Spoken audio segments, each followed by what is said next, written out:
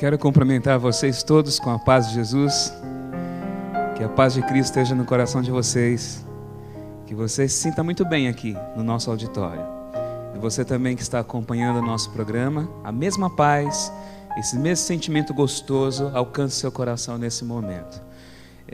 Você, eu acredito que já está acompanhando a nossa série, já faz parte desse grupo aqui de nossos irmãos que estão buscando a verdade, conhecendo a verdade.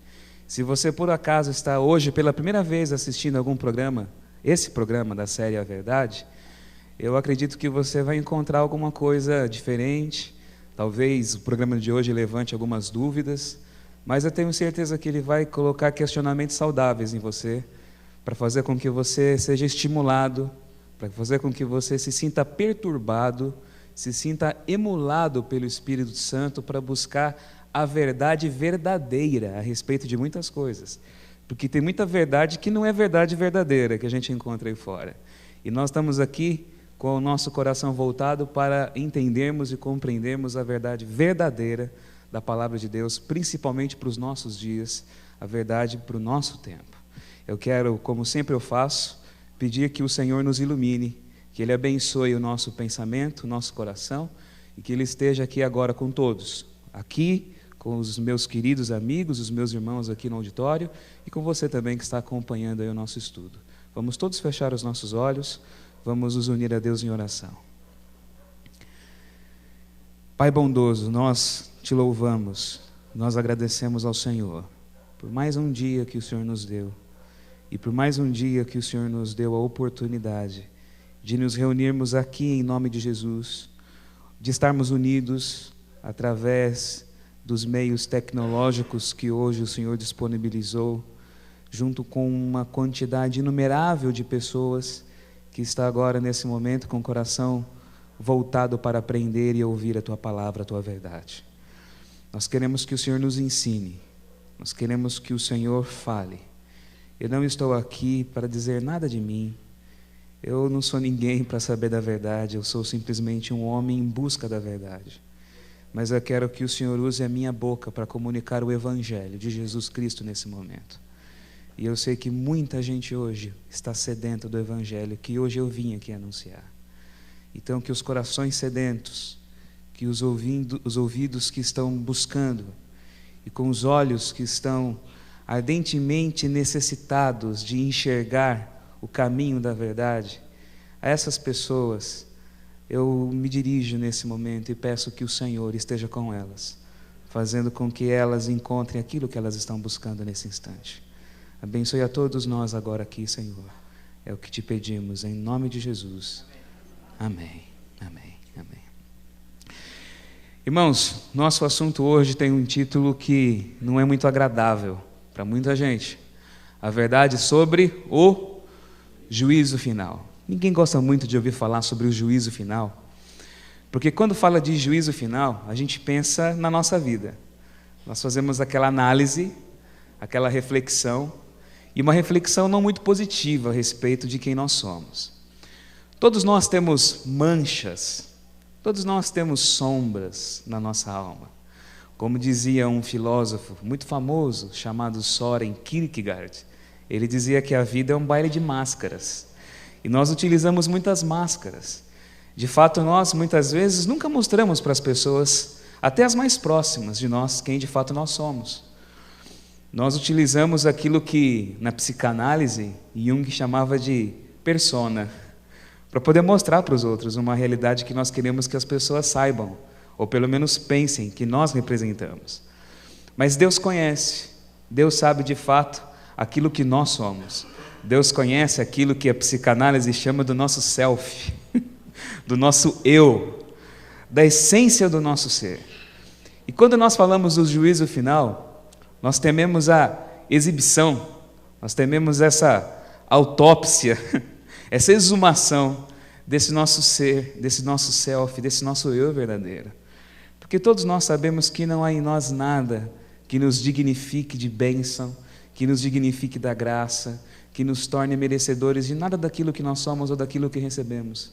É por isso que esse tema mexe com muita gente, e é por isso que esse tema deixa muita gente insegura.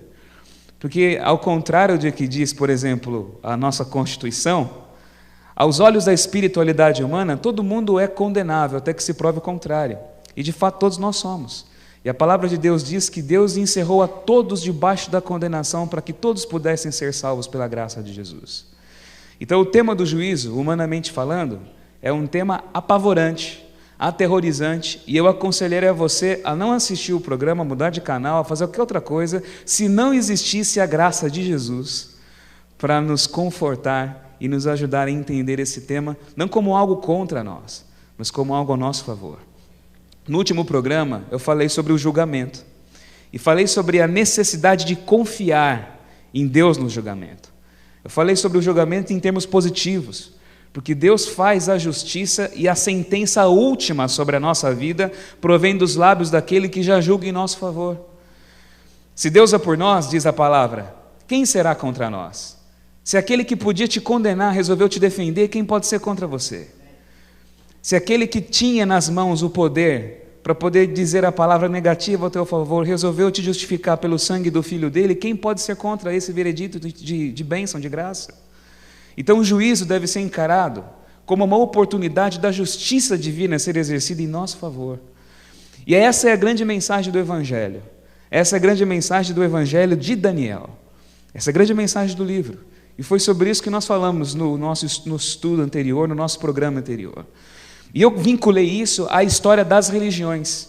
E eu não terminei todo o assunto que eu falei, embora o assunto do programa tenha sido extenso e tenha sido repleto de informações, porque muito daquilo que eu disse preparou o caminho para aquilo que nós vamos ver hoje. E eu quero toda a sua atenção, toda a sua concentração. Eu espero que você se desfaça agora de tudo que venha perturbar você. Vocês aqui são orientados, né, quando a gente começa a gravar, a desligar o telefone celular, a não ficar, a se concentrarem, né? Há toda uma orientação prévia aqui que a gente faz antes das gravações. Mas eu faço o mesmo apelo a você que está assistindo agora também. Se for preciso, tire o telefone do gancho, não é? Ou então chame alguém para assistir junto com você, mas tenha toda a sua concentração naquilo que eu vou dizer hoje, porque esse assunto diz respeito à tua salvação, diz respeito à nossa salvação, diz respeito à nossa vida. E vocês vão entender a importância dele. Nosso tema, nosso capítulo do programa de hoje é Daniel capítulo 8. Eu quero convidar você a abrir a sua Bíblia no texto de Daniel capítulo 8. Quero ler o texto de Daniel capítulo 8 com você agora. Pelo menos alguns versículos desse texto. Daniel capítulo 8. Nós vamos acompanhar do verso 1 em diante. Daniel capítulo 8. Do verso 1 em diante. Como eu disse no programa anterior, nós estamos agora na parte profética do livro de Daniel. E essa parte profética é diferente daquela parte histórica. Aqui nós iniciamos o capítulo 8 no 3º ano do reinado de Belsazar. E há um elemento curioso, interessante, abrindo aqui um parêntese, na estrutura do livro de Daniel. Tudo acontece no 1º e no 3º ano dos reis. O primeiro capítulo é no 1º ano do Nabucodonosor, o 2º é no 3º. Você vê o capítulo 7 no 1º ano de Belsazar, o capítulo 8 é no 3º. Você vê o capítulo 9 no 1º ano de rei Dario, o 10º é no 3º. Então ele faz esse link para poder mostrar para a gente que os assuntos todos que ele está lidando aqui estão interligados. E uma coisa vai acrescentando informações e vai elucidando aquilo que os outros capítulos vão deixando em aberto, como eu já disse para você, como eu já expliquei para vocês no programa anterior. Vamos ler o texto aqui. Daniel, capítulo 8, diz assim: No 3º ano do reinado do rei Belsazar, que era rei da Babilônia, eu, Daniel, tive uma visão, depois daquela que eu tivera a princípio. Aqui Daniel está se referindo ao capítulo 7, que mostra toda aquela cena dos animais, do julgamento, que havia deixado Daniel muito perturbado. Ele diz assim: quando a visão me veio, pareceu-me estar eu na cidadela de Suzã, que é província de Elão, que não é Babilônia, é na Pérsia. E vi que estava junto ao rio Ulai. A visão, eu não sei como isso acontece, eu não sei explicar cientificamente como isso pode ser, mas de uma forma como nós não conseguimos entender, Deus tem a capacidade, claro, Ele tem o poder de transportar as pessoas num estado de êxtase para lugares diferentes, para regiões diferentes. E Ele faz isso com Daniel. Ele nessa visão transporta Daniel para Suzã, para a Pérsia, e ele está lá na Pérsia. E diz aqui que ele levantou os olhos e ele viu, diante do rio que ele estava, um animal. E que animal que ele viu? O que diz aí o texto? Ele viu um carneiro. E aqui os animais não são estranhos, não são híbridos, não são mesclados, não são monstruosos, não são esquisitos como os do capítulo 7. Os animais aqui são bem conhecidos. Ele viu um carneiro, e esse carneiro tinha 2 chifres. E os 2 chifres eram altos, mas um mais alto do que o outro, e o mais alto subiu por último. Vi que o carneiro dava amarradas. Sabe o que é amarrada? Amarrada de carneiro? Sabe o que é isso? Não sabe o que é amarrada? Já viu o carneiro bravo? Já, sabe? Dava aquelas cabeçadas assim, né? Aquela coisa, né? Então ele viu o carneirinho bravo. E o carneirinho dava aquelas cabeçadas dele, dava as amarradas, né? Ele dava amarrada em 3 direções aqui. Ele viu que ele dava as amarradas para o ocidente, para o norte e para o sul. E nenhum dos animais lhe podia resistir, e não havia quem pudesse livrar-se do seu poder. Eita carneirinho arretado esse daqui, né? Ele, porém, fazia segundo a sua vontade, e assim se engrandecia. Só que esse carneiro encontra um bicho pior que ele agora. Porque diz o verso 5, estando eu observando, eis que um bode vinha do ocidente. E esse bode é totalmente exótico, gente. Ele vinha do ocidente sobre toda a terra, mas sem tocar o chão. É um bode voador. Já viram isso? Um bode voador? Ele viu um bode voador, sem tocar o chão. E ele tinha um chifre notável entre os olhos. Dirigiu-se ao carneiro que tinha os 2 chifres, o qual eu tinha visto diante do rio, e correu contra ele com todo o seu furioso poder. Viu chegar perto do carneiro e, enfurecido contra ele, o feriu e lhe quebrou os 2 chifres. Pois não havia força no carneiro, por mais que o carneiro fosse arretado do jeito que eu falei aqui, não havia força no carneiro para resistir o bode. O bode o lançou por terra, o pisou aos pés, e não houve quem pudesse livrar o carneiro do poder dele. O bode se engrandeceu sobremaneira, e na sua força quebrou-se-lhe o grande chifre. Na força do bode, no auge do poder, aquele chifrão que ele tinha assim, né, na testa, de repente cai. Do nada, cai o chifre. E no seu lugar saíram 4 chifres notáveis para os 4 ventos do céu. E de um dos ventos do céu, ao contrário do que diz algumas versões de um dos chifres, o texto original não diz de um dos chifres, diz de um dos ventos do céu. De um desses 4 ventos do céu, sai um chifre, como que é? Pequeno. Você já ouviu falar em chifre pequeno no livro de Daniel, já? Já ouviu falar de chifre pequeno no livro de Daniel? Já ouviu? Vocês que estão acompanhando o estudo, se lembram de um tal de chifre pequeno? Nós estudamos ele no programa anterior, não foi? Lembram dele? Percebe que lá, quando nós vimos Daniel capítulo 7, naquele animal terrível, tinha dentes de ferro, que lembravam a gente do capítulo 2. Agora aqui no capítulo 8, nós vemos um chifre pequeno, que nos lembra o capítulo 7. É o mesmo poder representado aqui. E diz que esse chifre pequeno se tornou muito forte. Ele cresceu para o sul, para o oriente e para a terra gloriosa, que para Daniel era a terra dele, era Israel. Cresceu para a terra gloriosa. Cresceu até atingir o exército dos céus. Alguns do exército e das estrelas lançou por terra e os pisou. A primeira vez que eu li esse texto aqui de Daniel, me veio na mente aquela historinha que eu conhecia quando eu era criança de Joãozinho e o pezinho de feijão. Pode parecer bobo o que eu estou falando aqui agora para vocês, mas toda vez que eu leio isso, eu não consigo divorciar essa imagem. Porque esse chifre, ele se comporta mais ou menos como isso. Ele é pequeno, ele cai na terra e ele vai crescendo na terra. Ele vai tomando conta de regiões, espaços geográficos, mas ele não se contenta só em dominar a terra. Ele cresce na direção do céu. Ele vai subindo, vai subindo, vai subindo, vai subindo, e ele ataca estrelas. E agora o ataque dele não é mais só apenas com relação a poderes terrestres, a reinos, a geografias, a questões históricas. Ele se levanta contra questões espirituais. Porque diz a palavra aqui que ele lançou as estrelas por terra e pisou. Sim, engrandeceu-se até o príncipe do exército de Deus. E dele tirou o sacrifício diário. E o lugar do seu santuário foi deitado abaixo. O exército lhe foi entregue com o sacrifício diário por causa das transgressões. E deitou por terra o quê? Ora, qual é o nome da nossa série, do nosso estudo aqui? É a verdade. Só que você está vendo aqui na palavra e no texto de Daniel dizendo que esse poder deitou por terra o quê?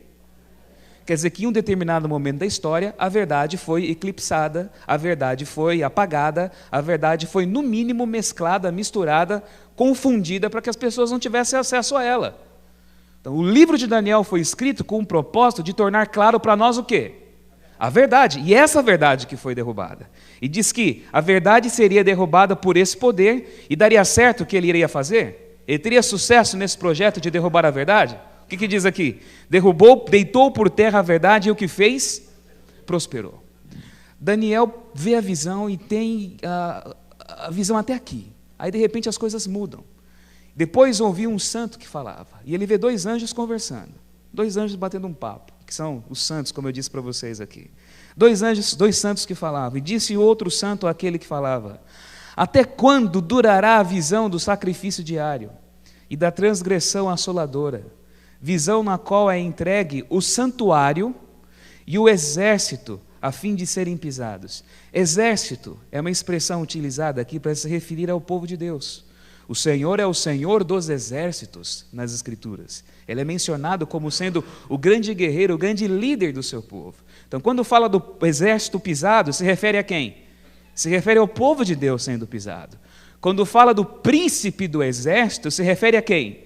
Ao líder, ao príncipe, ao Messias, ao chefe desse exército. Então aqui você está vendo um ataque sendo feito diretamente contra Jesus, contra o povo dele, e contra o santuário dele, e contra o sacrifício dele. É isso que está sendo dito aqui. Então diz assim: até quando durará a visão do sacrifício diário e da transgressão assoladora? Essa ação realizada contra Jesus, contra a verdade, contra o santuário e contra o povo, é chamada de transgressão assoladora, ou de abominação assoladora. Até quando? Visão na qual é entregue o santuário e o exército a fim de serem pisados. Eles estão perguntando, os anjos estão conversando. Quando um deles se volta para Daniel, olha para Daniel, eles estão conversando entre eles. Um faz a pergunta: até quando esse absurdo, essa abominação vai continuar? Até quando? Aí um deles se vira para Daniel e dá a resposta. E diz assim: até 2.300 tardes e manhãs, e o santuário será purificado. Pergunto para vocês: vocês entenderam tudo isso que eu disse aqui agora? Está claro para você que está assistindo aí? Então, se você não entendeu muita coisa, você pode ficar tranquilo que você está muito bem acompanhado, porque Daniel também não entendeu coisa nenhuma do que ele acabou de ver. Né? E não é fácil de entender mesmo. Não é? Por isso que a gente usa alguns recursos assim para facilitar a nossa visualização. Vou tentar ajudar aqui um pouquinho a gente compreender aquilo que Daniel viu. Daniel, primeiro, ele vê um animal. E animal na profecia simboliza o que mesmo? Nós vimos no nosso programa anterior. Simboliza reino. Eu não vou precisar me esforçar para interpretar nada do que eu vou mostrar para você, porque a interpretação já está aqui na Bíblia. E daqui a pouco eu vou chamar alguém muito mais importante que eu para poder interpretar para a gente esse texto aqui. Tá? Você só espera só. Ele vê um carneiro. E esse carneiro, ele é poderoso. Esse carneiro está nas margens do rio Lai, na Pérsia. E ele tem um chifre maior que o outro. Lembram de um urso que era penso? Lembram? Né, que era um lado mais forte que o outro? Lembra? Da mesma história. Olha a mesma história se repetindo aqui, mas é outro bicho. É o carneiro. Ele tem um chifre maior que o outro e diz que um chifre ficou maior depois. Não é mesmo? Lembra daquela história que eu contei para vocês da Pérsia? Então vocês já estão imaginando que carneiro que é esse daqui, não é? O que esse carneiro representa? Um chifre era maior que o outro. Então ele vê o carneiro. E o carneiro dominava. O carneiro era soberano. Não havia bicho nenhum que resistia ao carneiro. Até que aparece quem? O bode voador, né? Vem o bode voador, e o bicho vem voando numa velocidade tremenda com um chifre gigante no meio da cabeça. E ele vai na direção de quem? Ele vai na direção do coitado do carneiro. E ele pisa no carneiro, ele trucida o carneiro, ele esmaga o carneiro, ele chifra o carneiro com aquele chifre que ele tem, ele mata o carneiro morre debaixo dos pés desse bode. E o bode fica ali, sozinho, soberano, tranquilo, né? Uma vez eu ouvi o pastor Luiz Gonçalves contando esse estudo, e ele dizia o seguinte, eu achei engraçado o jeitinho dele falar. Ele disse assim, que entre a briga do carneiro e do bode, deu bode. Ele falava assim, deu bode, né? E deu bode mesmo, né? O bode ficou soberano, governando, sozinho. Só que de repente uma coisa estranha acontece. Aquele chifre que ele usa para poder matar o carneiro, aquele chifre fica meio frouxo e cai. Sabe aquela coisa? Né? O efeito sonoro, né? Caiu o chifre, né? E daquele buraco da cabeça do bode saem 4 chifrinhos na direção dos 4 ventos do céu. Aí você está olhando aquilo e você está lembrando. Lembra do capítulo 7, do programa anterior? Lembram de um leopardo que tinha 4 cabeças também? E que tinha 4 asas, que era rápido e poderoso? Lembra disso? Lembra disso? Então vão associando e vai sobrepondo as histórias para você compreender. Daqui a pouco vai ficar mais claro do que já está para você. Ele vê esse carneiro com os 4 chifrinhos. Só que aí algo mais bizarro ainda acontece. Porque ele olha e ele vê um chifre voando, sozinho, sem corpo. Já viu um negócio desse? Ele vê a briga, o carneiro pisa, trucida o bode, mata, ou melhor, o contrário, tá? Olha eu já mudando aqui, né? Eu não tenho posição, partido de ninguém aqui, tá? Não torço para nenhum deles aqui. Pelo contrário, deu bode mesmo, né? O bode pisa o carneiro, o bode acaba com o carneiro, só que quando o chifre cai, saem 4 chifres na cabeça do bode. Só que depois aparece um chifre sozinho, pequeno. E ele vem voando. Olha que coisa mais bizarra e mais absurda. Um chifre voando de um dos pontos cardeais. Ele vem, esse chifrinho vem, cai na terra e, como eu disse para vocês, lá pezinho de feijão lá do João, ele vai crescendo, crescendo, crescendo, toma conta da terra e se levanta contra Jesus, contra Deus, contra o santuário e faz guerra, não só política, mas também religiosa. E a Bíblia fala que isso é uma abominação. Para a gente poder entender tudo isso que eu falei para vocês aqui, e para entender algumas expressões que aparecem aqui, porque aparecem aqui expressões chaves desse capítulo. Por exemplo, a expressão santuário, a expressão bode, a expressão carneiro, a expressão santuário purificado, a expressão príncipe do exército. Para você poder entender tudo isso, a gente tem que voltar um pouco a nossa mente e entender um pouquinho mais de como era a religião nos tempos de Daniel e como era a religião nos tempos do Antigo Testamento. Porque hoje, nosso sistema de religião, a nossa estrutura de adoração, nossa forma de culto, de liturgias, de rito, ela não tem nada a ver com aquilo que era realizado nos tempos da Bíblia. Para vocês terem uma ideia, quando a Bíblia fala de templo, o templo do Senhor, a Bíblia não se refere a uma estrutura como essa de igreja. A igreja não vem do templo, a igreja vem da sinagoga. Já viram falar de sinagoga? Os judeus até hoje se reúnem em sinagogas. Do tempo de Daniel, lembra que Daniel foi para o exílio, para a Babilônia? Depois do exílio da Babilônia, os judeus se espalharam pelo mundo e muitos deles não tiveram oportunidade de voltar mais para a terra de Israel. Eles construíram sinagogas. E o que era a sinagoga? A sinagoga era o lugar onde eles cantavam, louvavam, adoravam, liam as escrituras e aplicavam as escrituras para a vida deles. Exatamente o que nós fazemos hoje nas igrejas. Então esse nosso costume de nos reunir, de adorar, de louvar, de ler textos sagrados e de aplicá-los para a nossa vida, isso vem da sinagoga. Mas havia o templo do Senhor. E o templo do Senhor tem uma história. E essa é a história que eu quero compartilhar com vocês aqui. Isso nasce com Moisés. Lembra da história de Moisés? Acho que todo mundo já assistiu os 10 mandamentos, não é? Quando fala de Moisés, na mente da gente vem quem? Charlton Heston, né? É sempre assim. Eu até imagino que se Charlton Heston for para o céu, vai ter uma fila enorme de gente querendo abraçar ele pensando que ele é Moisés, né? Até ele explicar que Moisés não é ele. Vai ser uma confusão.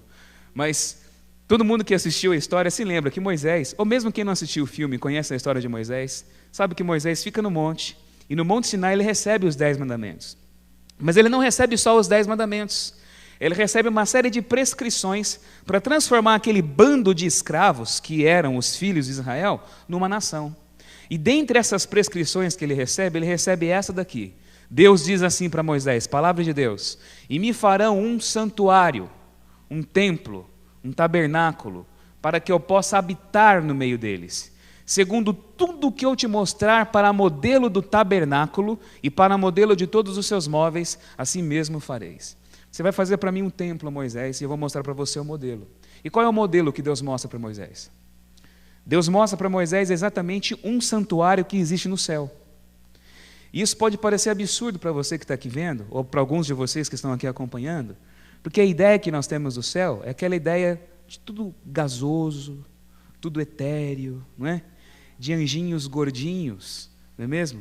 Com asinhas assim no rostinho, não é? Aqueles anjinhos barrocos, né? Rococó, aquela coisinha assim, né? Tocando arpinhas, aquela coisa gasosa, tudo Gasparzinho lá no céu, não é? Mas a Bíblia fala que existe um santuário no céu.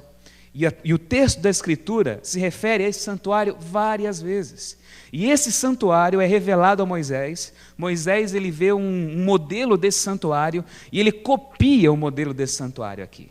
E prova do que eu estou dizendo para você é que eu separei aqui alguns versos para dar base a isso que eu estou dizendo. O Apocalipse, no Novo Testamento, capítulo 11, verso 19, diz assim: abriu-se então o quê? O santuário de Deus que se acha onde? Que se acha no céu. Quer dizer, o céu não é o santuário. Falar que o santuário de Deus é uma linguagem simbólica para se referir ao céu é mentira, é engodo, porque a Bíblia fala que existe um santuário que está no céu. E foi vista a Arca da Aliança, que é um outro elemento interessante também, que você vai conhecer daqui a pouquinho, dentro desse santuário. É o que João diz lá no Apocalipse, capítulo 11, verso 19, mostrando que existe um santuário no céu. Salmo 102, verso 19, verso 20, diz que o Senhor, do alto do seu santuário, desde onde? Esse santuário está onde? Nos céus. O Senhor, do alto do seu santuário, desde os céus, baixou vistas à terra, para ouvir o gemido dos cativos e libertar os condenados à morte. A justiça de Deus, o julgamento de Deus, os pronunciamentos de Deus, provém de onde? Do Senhor, do seu santuário e do trono de Deus que ali está. Esse santuário, meus irmãos, quando foi construído por Moisés, se assemelhava mais ou menos com isso que vocês estão vendo aqui. Eles estavam no deserto, eles eram nômades, e era uma estrutura que eles podiam montar e desmontar à medida que eles viajavam pelo caminho. Ele recebe as instruções de Deus para fazer isso. Uma cerca de tecido, era assim, e uma tenda principal que era o santuário propriamente dito. Esse santuário era uma tenda, que era armada, montada e desmontada, de acordo com as instruções que Deus havia dado. Com o passar do tempo, o santuário se transformou num templo. Depois que eles conquistaram a terra de Israel, e depois que eles se fixaram como Estado, o rei Davi planeja tudo para que o templo seja construído. E quem constrói o templo é Salomão, filho dele. O templo é construído, e embora ele seja grandioso, embora o templo fosse não mais uma tenda montável, armada e desmontada como uma barraca, como era o santuário do deserto, ele é fixo, ele é de pedra, ele é de mármore. Embora ele seja tudo isso, ele mantém as estruturas e pelo menos tenta manter aquelas mesmas divisórias que haviam sido mostradas por Deus a Moisés, distinguindo aquele santuário de todos os demais. Esse santuário de Salomão foi destruído por Nabucodonosor. Depois ele foi reconstruído como um templo grande, um complexo maravilhoso que tomava conta quase que metade da cidade de Jerusalém nos dias de Jesus. E o templo que Jesus conheceu era mais ou menos assim, o templo nos dias dele. Do santuário de Moisés, era só isso daqui, ó. Só esse negócio que vocês estão vendo aqui que representava, essa parte daqui. Tudo isso aqui foi um complexo de muitas coisas que aconteciam, porque o templo nos dias de Jesus não era só um centro religioso, era um centro político também, era um centro onde muitas questões importantes para a nação aconteciam. O templo nos dias de Jesus era mais ou menos isso. Se você pudesse entrar na corte dos homens, no pátio, você veria o templo mais ou menos dessa forma. Esse era o templo nos dias de Jesus.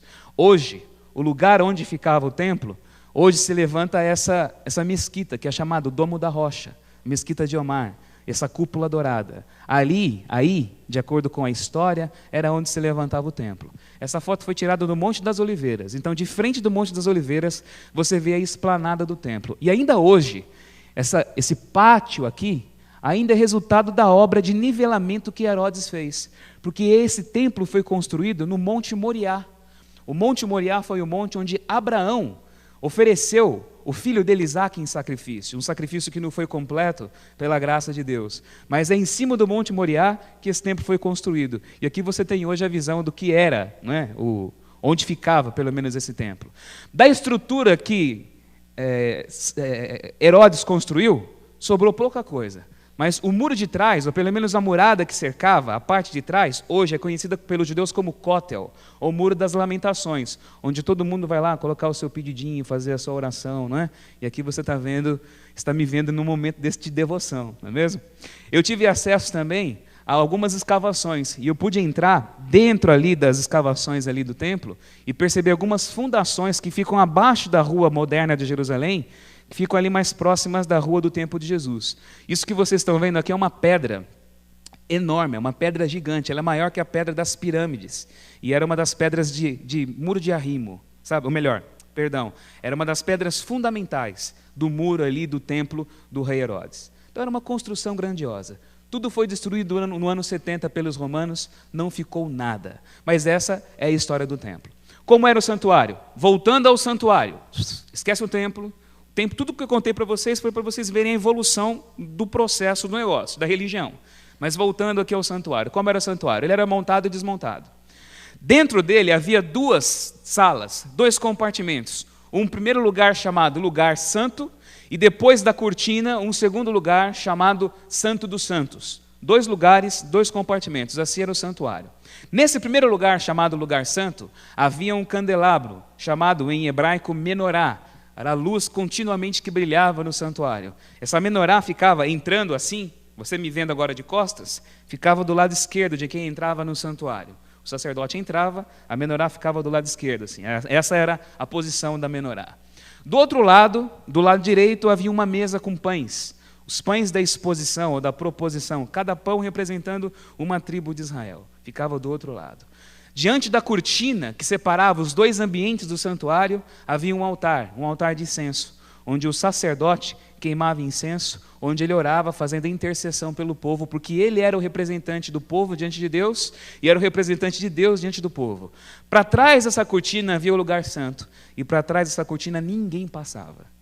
Era um lugar fechado, inacessível, misterioso. E atrás dessa cortina havia um móvel só, a famosa Arca da Aliança, que Indiana Jones tentou encontrar, procurou e não achou. A famosa Arca da Aliança, não é? A Arca Perdida. Essa era a Arca da Aliança. Era uma caixa de madeira, banhada de ouro por dentro e por fora. Havia uma tampa. Sobre essa tampa, 2 anjos, 2 querubins, que tinham seus rostos voltados para a tampa. E dentro da tampa havia a aliança, por isso ela tinha esse nome.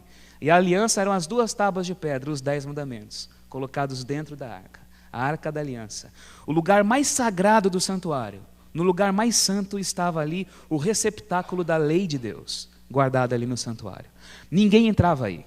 Haviam muitos sacerdotes. Havia o sumo sacerdote, que era o principal deles, mas ninguém entrava aí. Esse era um lugar fechado. Sobre a tampa da arca, uma luz misteriosa brilhava. Não havia lâmpada, não havia velas ali, havia uma luz que brilhava. E essa luz era chamada de Shekhinah, era a presença visível de Deus. O sacerdote ministrava no santuário com a presença visível de Deus. E como que isso funcionava? Qual que era a função do santuário? Hoje, quando você peca, você pede perdão em nome de quem? Em nome de Jesus. E você confia na graça dele, no sangue que ele derramou por você para te perdoar. Agora, como as pessoas pediam perdão pelos pecados antes do nascimento de Jesus? Como que elas faziam? Havia um sistema que era simbólico. Porque esse sistema é óbvio que é simbólico, porque isso que vocês vão ver aqui agora é claro para todo mundo, e também era claro na mente de uma pessoa que vivia há 3, 4 mil anos atrás, que é claro que isso aqui não é uma solução definitiva para o problema da humanidade. Mas o sistema era simbólico. Por exemplo, eu cometi um pecado, fiz algo errado. O pecado está em mim. Naqueles dias, se eu vivesse nos tempos do Antigo Testamento, eu iria até o santuário, entrava ali naquele pátio, eu não podia entrar dentro do santuário, só os sacerdotes entravam lá. Eu entrava no pátio e ali eu levava uma oferta, que era um cordeiro, um cabrito, um animal, de acordo com a minha posição social e de acordo com o pecado que eu tinha cometido. Levava aquele animal, colocava as minhas mãos sobre a cabeça do animal, um sacerdote de plantão vinha me atender, eu confessava os meus pecados sobre a cabeça do animal. Ao confessar o meu pecado sobre a cabeça do animal, simbolicamente, o pecado saía de mim e ia para quem? Ia para o... Mas o animal tinha pecado? O animal, tadinho, não tinha nem consciência do que ele estava fazendo ali no santuário, não é? Mas simbolicamente o pecado meu passou para ele. Nesse momento o sacerdote fazia o quê? Colocava uma faca na minha mão, e o que eu era obrigado a fazer? Pegar aquele bichinho com todo carinho, levantar o pescocinho dele e degolar o bicho. E no momento que aquele bicho era degolado, e no momento que ele sofria ali os estertores da morte, e o sangue jorrava do pescoço dele, o sacerdote... Eu fui trágico demais agora, né? O sacerdote colhia aquele sangue, tomava aquele sangue numa bacia, o corpo daquele animal era queimado num altar, semelhante a esse que ficava ali. O altar tinha todo um preparativo, né? Tinham ali ferramentas, tinha uma grelha. Parecia uma churrasqueira, para ser mais exato, assim, trazendo para os nossos dias. Mas era um altar de bronze. O corpo era queimado ali nesse altar e transformado em cinzas. O sangue era separado e o sacerdote pegava um turíbulo, sabe, um incensário. Sabe aquele instrumento que os coroinhas usam na missa ali? Não é? Ele pegava um turíbulo daquilo, colocava incenso, colocava cinza, e numa outra mão ele pegava uma bacia com sangue que ele agitava com o dedo, aquele sangue que jorrou do animal, tomava aquele sangue, e com o sangue na mão, e com aquela cinza, e com o incenso ali no incensário, ele agora ia na direção do santuário. Agora entenda bem aqui comigo, o pecado estava em mim, de mim foi para onde? O animal morreu, derramou o sangue, aquele sangue está contaminado com o meu pecado, concorda comigo? As cinzas estão ali naquele meu pecado. E o sacerdote, ainda para completar, comia um pedacinho daquela carne do churrasco lá que ele fazia no altar.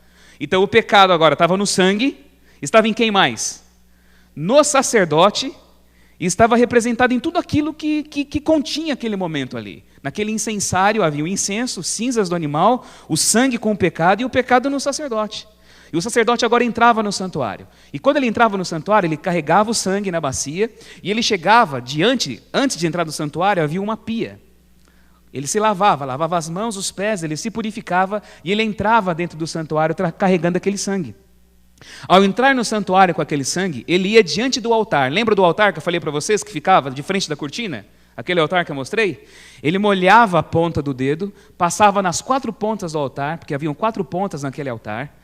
Mais ou menos assim, ele molhava na bacia, passava as 4 pontas assim, e ali naquele momento, aquele incensário com as cinzas do animal morto, ele colocava sobre o altar, e ele intercedia, para que o meu pecado, eu que estava lá do lado de fora, que não podia entrar no santuário, para que o meu pecado fosse perdoado, para que eu fosse justificado. E dessa forma o pecado era perdoado. Porque o sacerdote agora levava o sangue, porque quem peca de acordo com a lei, e de acordo com o Evangelho, diz que o pecador merece o quê? Quem peca merece morrer. Você quer morrer? Não, eu também não quero. É ruim, né? Eu vi gente falar aqui, é ruim, né? Ninguém quer, né? Está amarrado, né? Ninguém quer, não é mesmo? Ninguém quer morrer. Por isso que o sangue representativo de alguém que morreu no meu lugar era oferecido. E o sacerdote carregava nele também a responsabilidade do pecado. Então havia toda uma representação. O pecado saía de mim, ia para o animal, ia para o sangue, ia para o sacerdote e terminava onde? Em que lugar? Lá no altar do santuário. Lembra? Ficava lá no santuário. E assim era. O sacerdote intercedia e assim ficava. Todos os dias o pecado de todo mundo, da nação inteira, parava onde? No santuário. Só que o santuário é a habitação de quem? E Deus pode conviver com o pecado? Embora tudo isso seja um símbolo, Deus não pode conviver com o pecado. Então o que acontece aqui? Havia um dia que era o dia da limpeza. Havia um dia, como você faz, sabe, fim de ano? Quando você vai receber parente para Natal, não é? Você resolve fazer tudo em casa. Vamos fazer a faxina geral, sabe? Você limpa aquilo que você nunca limpou. Você descobre coisas que eram arquivos da família. Você faz uma verdadeira escavação arqueológica na tua casa, não é? Você vê até, sei lá, você vira paleontólogo, não é? Nessas épocas do ano, né? Você descobre coisas tremendas ali. É o dia de arrumar tudo, acertar tudo, porque coisa nova vai acontecer, um ano novo vai chegar. Havia um dia que era chamado Dia da Expiação. Dia da Expiação, ou em hebraico, Yom Kippur. Era o dia da purificação do santuário. Opa, essa expressão você ouviu aqui em Daniel, não é? O santuário será purificado? O dia da purificação do santuário. Esse dia era um dia especial. Era o único dia que o sacerdote chegava na frente do altar, ele sacrificava os animais, ele tomava o sangue, todo aquele processo era feito, mas agora era o sumo sacerdote, só ele. E ele afastava as cortinas e entrava no lugar santo e tomava do sangue e jogava do sangue não no altar, mas jogava na tampa da arca. E ali, todos os pecados de Israel que Israel haviam cometido o ano inteiro eram perdoados, eram apagados, eram esquecidos. Enquanto isso, o povo do lado de fora ficava em jejum e oração, em conversão, em pensamento de contrição, para que Deus perdoasse os pecados. E assim eles ficavam tranquilos para um ano novo que eles teriam. Vida nova, ano novo, vida sem pecado. Era um dia importante, era uma espécie de julgamento. Era um dia de acerto de contas. Dia do Yom Kippur. Mas quando Deus marca a data e avisa quando vai ser, você acha que Ele tem intenção de condenar as pessoas? Olha, dia tal é o dia do acerto de contas, viu? O que Ele está querendo fazer? Ele está querendo que você se prepare. Ele quer que você tenha consciência. Porque o objetivo de Deus não é condenar, Deus quer salvar. E o dia do Yom Kippur era um dia de salvação. Tudo isso eu falei para voltar agora e encerrar o nosso estudo, para a gente compreender aqui Daniel capítulo 8. Daniel capítulo 8, na briga do bode com o carneiro, nós vemos a briga da Grécia com a Medopérsia. O anjo Gabriel explica para Daniel o significado da visão. Por isso que eu disse para vocês que eu vou chamar aqui agora a opinião de alguém muito mais importante do que eu. Porque eu não quero interpretar para vocês Daniel 8. Eu quero que o anjo Gabriel faça isso para nós. Daniel viu toda aquela briga de carneiro, de bode, não entendeu nada. E ele fica sem compreender, e ele ouve uma voz: Gabriel, dá a entender a esse a visão. E o anjo Gabriel vem explicar a visão para ele. E olha o que Gabriel diz aqui. Diz assim no verso 19, gente. Acompanhem aqui comigo, Daniel 8, verso 19. E disse: Eis que te farei saber o que há de acontecer no último tempo da ira, porque esta visão se refere ao tempo determinado do fim. Nós vivemos em que tempo? Então você acha que essa visão tem a ver comigo e com você? Tem a ver com a gente? Tem a ver com a minha vida? É claro que tem. Por isso você não está perdendo tempo vendo historinha de bode, de carneiro, de santuário. Isso fala para mim. Diz respeito à tua salvação, diz respeito ao teu destino, ao bem-estar da tua vida. Essa visão diz respeito ao tempo determinado do fim. O que Gabriel diz aqui? Aquele carneiro com 2 chifres que viste são os reis da Média e da Pérsia. O bode peludo é o rei da Grécia. O chifre grande entre os olhos é o primeiro rei. E quem é o primeiro rei? Alexandre o Grande, como eu contei para vocês no último estudo nosso. O ter sido quebrado, levantando-se 4 em lugar dele, significa que 4 reinos se levantarão deste povo, mas não com a força igual a que ele tinha. Ou seja, o reino dele foi dividido entre seus 4 generais: Cassandro, Lisímaco, Ptolomeu e Seleuco, como nós estudamos no nosso estudo anterior. Mas no final do seu reinado, ou seja, quando os gregos passarem e quando o Império Romano aparecer, quando os prevaricadores acabarem, levantar-se-á um rei, o chifrinho pequeno, lembra? De feroz catadura, especialista em intrigas. Grande é o seu poder, mas não por sua própria força, porque Satanás estará usando esse império. Causará estupendas destruições, prosperará e fará o que lhe aprouver, destruirá os poderosos e o povo santo. Por sua astúcia nos seus empreendimentos fará prosperar o engano. No seu coração se engrandecerá e destruirá muitos que vivem despreocupadamente. Levantar-se-á contra quem? O príncipe dos príncipes. Sabia que essa expressão príncipe era usada ao sumo sacerdote? O sumo sacerdote era chamado príncipe de Israel. Era o príncipe dos príncipes. E o sumo sacerdote do povo de Deus é Jesus. Ele ia se levantar contra o príncipe dos príncipes, mas seria quebrado sem esforço de mãos humanas. A visão da tarde e da manhã que foi dita é verdadeira. Tu, porém, preserva a visão, porque ela se refere a quando? A dias ainda muito distantes. Eu, Daniel, enfraqueci, estive enfermo alguns dias, então me levantei e tratei dos negócios do rei. Espantava-me com a visão, e não havia quem a entendesse. Daniel entende o que da visão, gente? Ele entende que o carneiro é Medo, representa o reino dos medos e dos persas? Entende isso? Entendeu ou não entendeu? O anjo explicou isso para ele. Entendeu. Ele entendeu que o bode era a Grécia? Entendeu. Entendeu que o chifre grande era Alexandre o Grande? Entendeu. Entendeu que o reino grego seria dividido entre os 4 generais? Entendeu. Entendeu que depois disso viria um outro reino, o chifre pequeno, o reino de Roma, que ele não menciona pelo nome de Roma aqui, mas nós sabemos que é Roma, que é o reino especialista aqui, é o reino diferenciado no livro de Daniel. Ele entende isso? Entende isso. O que então que Daniel não entendeu? Porque ele fala, me espantava com a visão e não havia quem entendesse. O que ele não entende?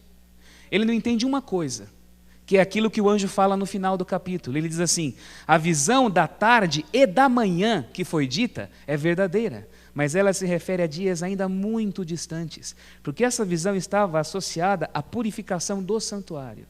Purificação do santuário, na linguagem, na mentalidade de um judeu, era o dia do juízo, era o dia do acerto de contas. Era o dia de Deus fazer a justiça. Era o dia de Deus defender o seu povo. Era assim que acontecia todo ano naquelas festas de Israel. E tudo aquilo que aconteceu no Antigo Testamento eram símbolos, eram imagens, para engravidar a nossa mente com a compreensão daquilo que Jesus, nosso sumo sacerdote, hoje, no santuário do céu, faz em nosso favor. Então, o que a história que conta, meus irmãos, tem a ver com a nossa vida? Porque fala sobre o julgamento de Deus. E esse julgamento que nós chamamos de juízo final, ao contrário do que a opinião popular ensina, ele não vai acontecer num dia futuro, quando a história da humanidade acabar. Nós vimos no nosso programa anterior que enquanto o chifre pequeno, enquanto o cristianismo apostatado do Senhor realiza as suas obras de engano aqui na terra, um tribunal se assenta no céu. Não foi o que nós vimos em Daniel capítulo 7? Quer dizer que em algum momento, depois de 1798, que é quando termina aqueles 1260 anos que nós vimos ontem, ou melhor, no programa anterior, ontem para eles aqui, programa anterior para você que está assistindo aí, tá? Em algum momento, o juízo acontece no céu. Então, o julgamento de Deus, ele conduz a história da humanidade para o fim. Ele não acontece depois do fim da história da humanidade. Ele conduz a história da humanidade para o fim. E Daniel entende algo sobre isso. Só que ele fica perplexo, porque ele ouve um tempo, até 2.300 tardes e manhãs, é até lá que Deus vai intervir e Deus vai fazer justiça. Porque até chegar esse momento, a maldade e o engano ainda vão prosperar. Tarde e manhã significa o quê, gente? Eu junto uma tarde com uma manhã, tem o quê? Quando você lê o relato de Gênesis, diz ali que Deus criou tudo, não é? Deus fez, houve tarde e manhã, primeiro dia. Tarde e manhã significa dia. O que Daniel está dizendo aqui, que esse chifre pequeno, que é com carinha de boca, lembra? Que nós vimos no capítulo 7, é Roma. E Roma em duas fases. A Roma dos imperadores e a Roma que depois se torna a Roma cristã, a Roma medieval, que nós vimos no nosso programa anterior. O cristianismo, meus irmãos, isso pode parecer absurdo. Eu falei isso no programa anterior e eu falo de novo.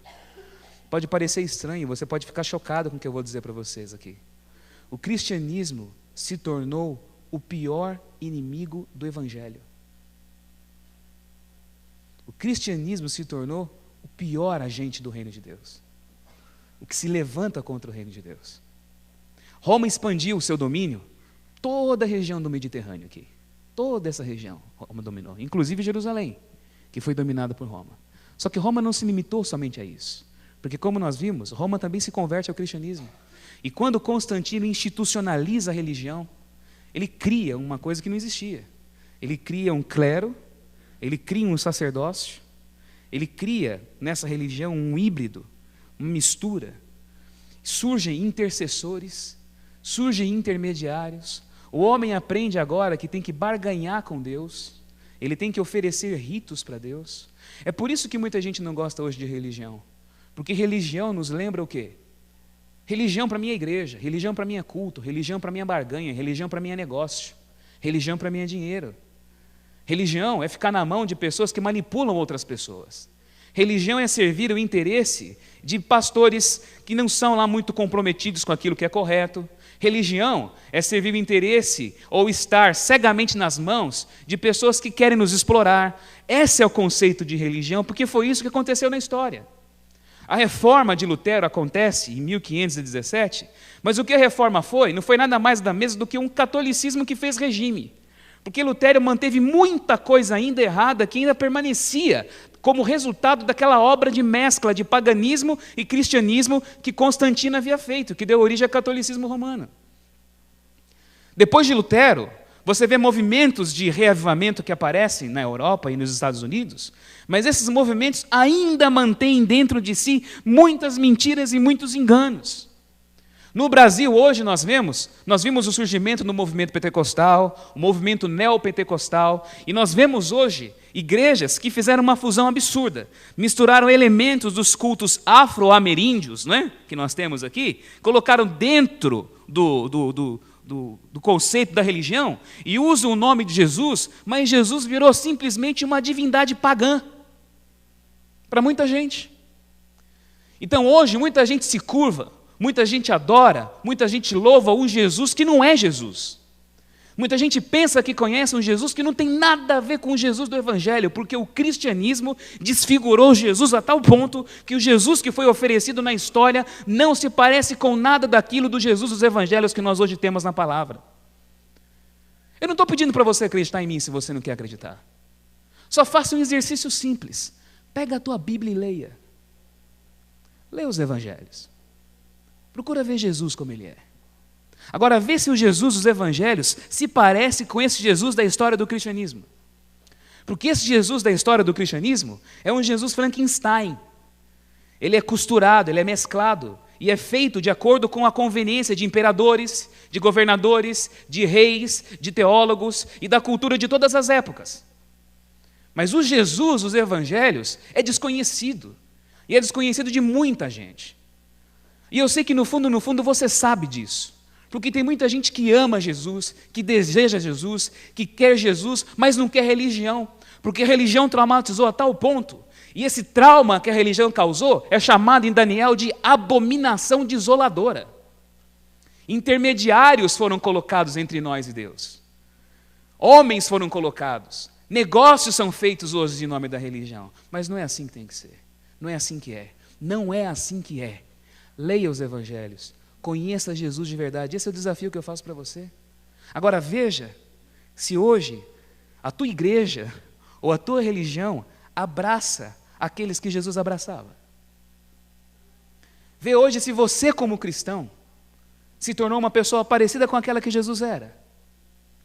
Vê hoje se você aceita aqueles que Jesus aceitava. Ou vê se você, ou se a religião, ou se o cristianismo agiu ou age como Jesus agia em certas situações, em certos ambientes. E você vai perceber o abismo e a diferença entre o que eu estou dizendo e aquilo que é. Se eu estou dizendo a mentira, se eu estou falando aqui o que não é verdade, eu queria que alguém me provasse, porque o próximo programa eu desmentiria tudo e falaria tudo ao contrário. Mas a profecia disse que assim seria. Mas Deus marcou um tempo para restaurar a verdade. Deus marcou um tempo para fazer a verdade aparecer. E é por isso que você está ouvindo isso que você está ouvindo agora. Nós estamos vivendo hoje nos tempos da verdade. E Daniel mostra isso. Quando você compara as estruturas dos capítulos, você vê a mesma história contada. Lembra? Babilônia, Medopérsia, Grécia, Roma. No capítulo 7 você vê o juízo no céu. Não vê o juízo no céu? O juízo no céu, no capítulo 7, é o quê no capítulo 8? Purificação do santuário. E lembra que o Yom Kippur, o dia de expiação, era um dia de julgamento? Lembra disso? Olha o que diz a tradição judaica. Existe. Até hoje os judeus eles comemoram esse dia. E a tradição judaica tem os seus ritos e as suas orações no dia do Yom Kippur. Esse texto que eu vou ler para você é um desses textos do Yom Kippur. Olha como eles encaram até hoje esse dia. Diz assim: Deus, sentado em seu trono para julgar o mundo, ao mesmo tempo juiz, defensor, autoridade e testemunha, abre os livros de registros. Isso não lembra Daniel 7? Os livros, os mesmos são lidos, e a assinatura de cada homem é encontrada ali. Soa a grande trombeta, uma vozinha suave é ouvida.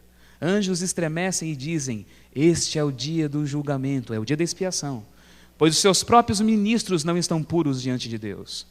Como o pastor reúne o seu rebanho, fazendo-o passar sob a sua vara, assim Deus faz com que todas as almas viventes passem diante dele. No dia da expiação é selado o destino daqueles que viverão e daqueles que morrerão. Essa é uma oração judaica do dia da expiação.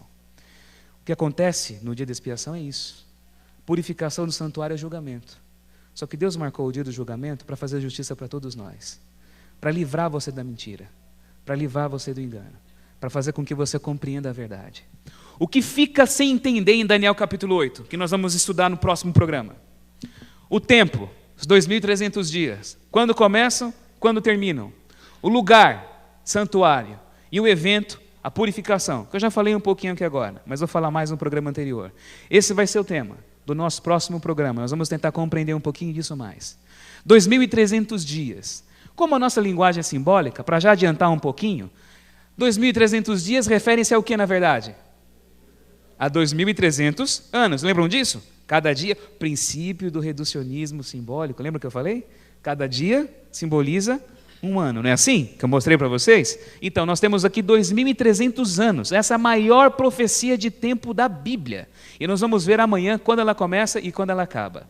Eu quero terminar deixando com vocês um último verso. E esse verso, meus irmãos, é revelador, porque ele é um verso que me dá segurança e me traz conforto. E eu queria deixar esse conforto e essa segurança com vocês aqui e com você que me assiste hoje.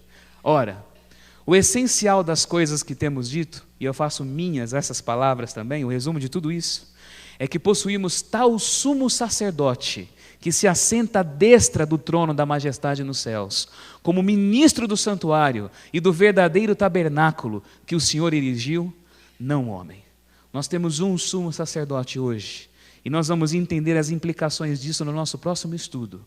Alguém que me representa, que está lá no santuário, intercedendo por mim, intercedendo ao meu favor, e no julgamento me defende, no julgamento me representa, e faz com que a sua graça me cubra, me dá certeza, segurança, me livra do engano da religião, me livra dessas barganhas, me livra de toda essa negociata que é feita hoje em nome da fé, me coloca no caminho da verdade, e me coloca com consciência limpa, com consciência pura, para viver a verdade do Evangelho. É graças a esse sumo sacerdote que essa palavra está chegando até você.